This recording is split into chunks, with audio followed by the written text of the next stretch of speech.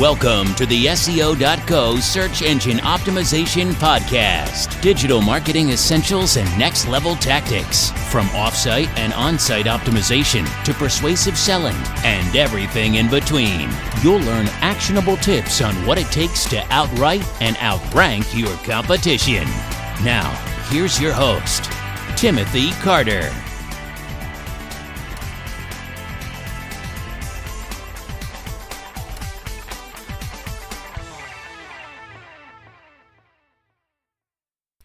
Thanks for joining me on the podcast. Today we're going to talk about how to construct or improve a customer persona for marketing your business online. You know, customer personas are underrated tools in the realm of branding, content marketing, SEO, and practically every other marketing strategy there is. You might have considered who your target demographic are or the general type of person that you want to write content for, but have you created a full-fledged persona? You know, personas are useful because they help solidify, preconceptions you might have about your audience or challenge ones that aren't relevant.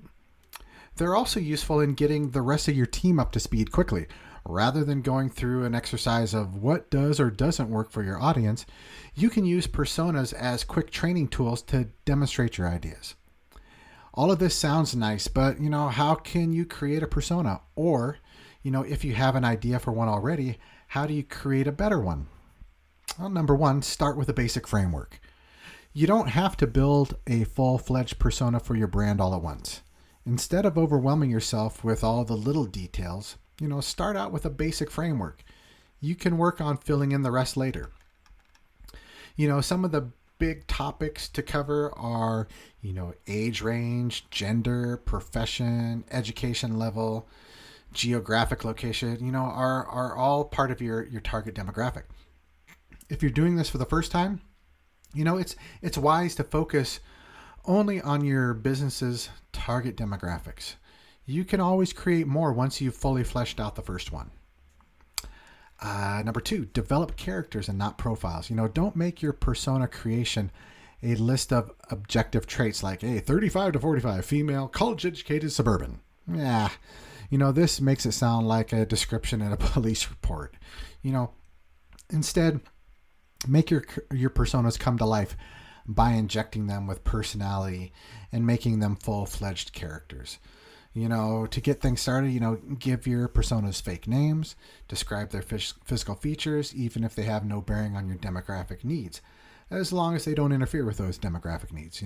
For example, Ron Buckingham, the young, suave, blonde-haired gentleman who always wears flannel shirts, gives you a much more vivid conception of the same man described by a list like a 22-year-old male, recent college grad.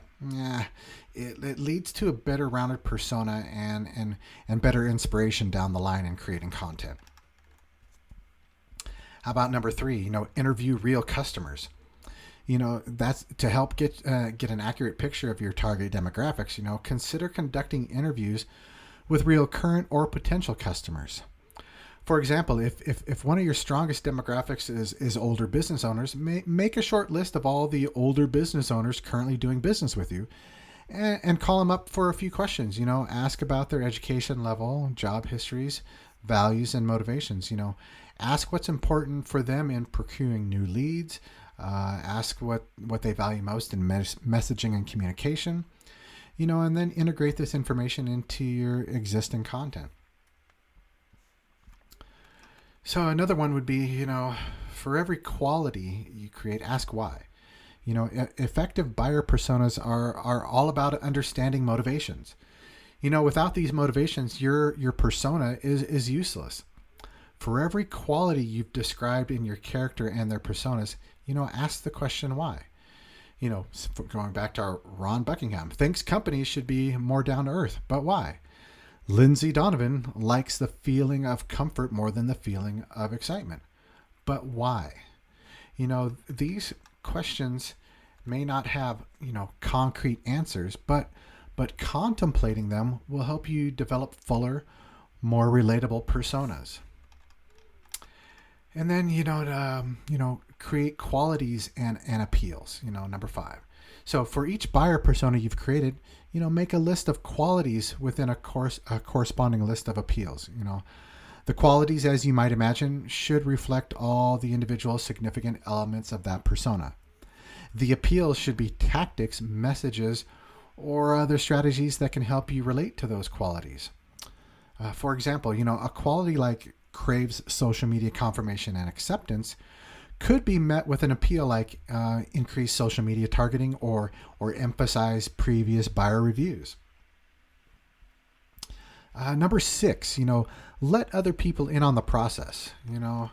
Unless you're a master at creating fictional characters, it's a good idea to let other people in your business to get in on the process. Great buyer personas are almost never created in a vacuum because each person in your business will have unique experiences and unique perspectives to help flesh out the details of those characters.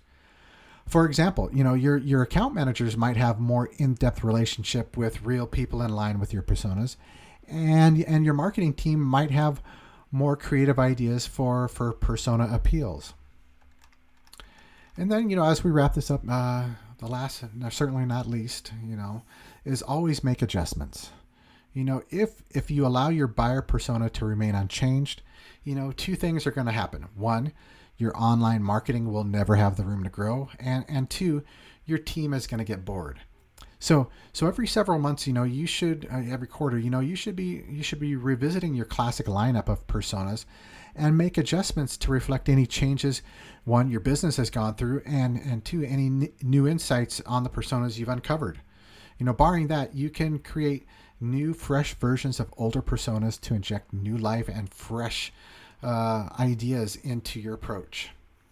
So get to work on creating your buyer persona now. The sooner you have one or more created, the sooner you'll be able to use that framework and its resulting insights in real practical purposes like creating brand new blog articles that answer the appeals of your ideal customers.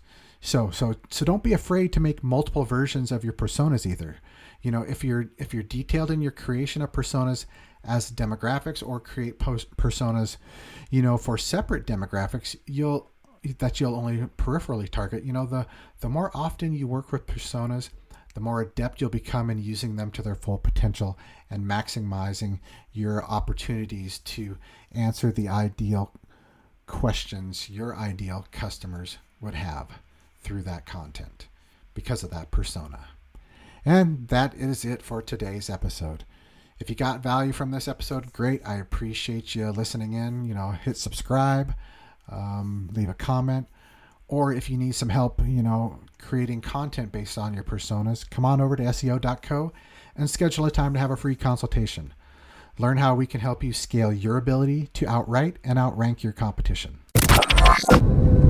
Thank you for joining us on the SEO.co podcast. We appreciate your time. Be sure to rate, review, and subscribe to the show and visit SEO.co for more resources based on today's topic, as well as access to more podcast episodes to help you improve your site's long-term SEO success.